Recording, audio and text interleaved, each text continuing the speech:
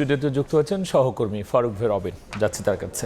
রবিন, এই যে বেক্সিমকোর আর্থিক সুবিধার খতিয়ান কিন্তু আমরা নানা সময় নানাভাবে পেলেও এবার কিন্তু দেশের কেন্দ্রীয় ব্যাংক দেশের উচ্চ আদালতে দাখিল করেছে, সেক্ষেত্রে আমরা সার্বিক চিত্রটা কি দেখতে পাচ্ছি?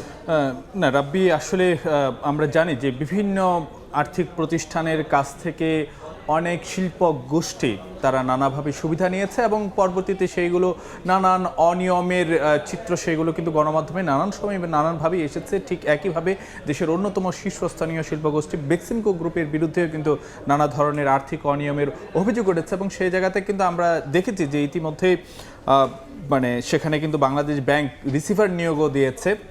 তো সেই জায়গাতে আজকে যেই প্রতিবেদনটি দাখিল করা হয়েছে কেন্দ্রীয় ব্যাংকের পক্ষ থেকে উচ্চ আদালতে, সেখানে যে কথাটি বলা হয়েছে যে 16টি ব্যাংক ও আর্থিক প্রতিষ্ঠান থেকে মানে নানাভাবে আর্থিক সুবিধা নিয়েছে বেক্সিমকো গ্রুপ এবং সেখানে কিন্তু আমি যদি আপনাদেরকে বলতে যাই সে জায়গায় জনতা, আইএফআইসি কিংবা সোনালী রূপালী ব্যাংক সহ এরকম বেশ কিছু বড় বড় ব্যাংকের নাম কিন্তু উল্লেখ করা হয়েছে এবং সে জায়গাতে বলা হয়েছে যে বেক্সিমকোর গ্রুপের বর্তমানে যে দেনার পরিমাণ সেটি হলো যে 50,000 কোটি টাকার বেশি এবং বিভিন্ন এই যে বেক্সিমকো গ্রুপের যে অনেকগুলো যে কোম্পানি রয়েছে সেই কোম্পানিগুলোর মধ্যে অর্থাৎ 188টি কোম্পানির মধ্যে 78টি কোম্পানি কিন্তু যে তারা নানানভাবে আর্থিক সুবিধা নিয়ে পরবর্তীতে তারা সুবিধা মানে সেই নানাভাবে আর্থিক সুবিধা নিলেও পরবর্তীতে ঋণ পরিশোধ করেনি বেক্সিমকো গ্রুপের 188টি প্রতিষ্ঠানের মধ্যে 78টি কোম্পানি। এটিও কিন্তু যে প্রতিবেদনে উল্লেখ করা হয়েছে এবং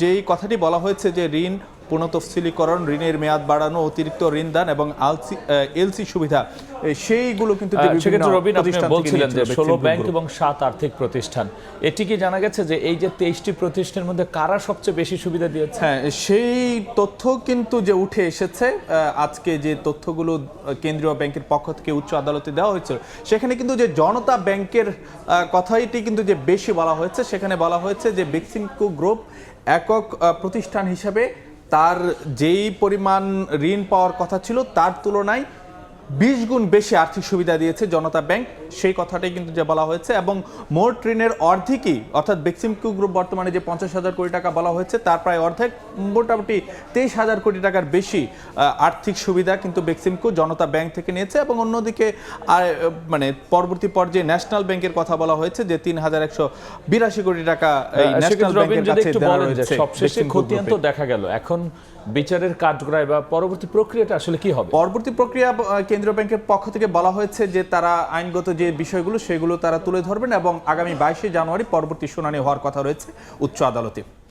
রবিন, অসংখ্য ধন্যবাদ আলোচনায় যুক্ত হওয়ার জন্য। আপনাকেও ধন্যবাদ রাব্বি। বেক্সিমকোর আর্থিক সুবিধার খতিয়ান যেটি কেন্দ্রীয় ব্যাংক উচ্চ আদালতে তুলে ধরেছে সে বিষয়ে বিস্তারিত আলোচনার জন্য স্টুডিওতে যুক্ত হয়েছিলেন সহকর্মী ফারুক ভাই রবিন।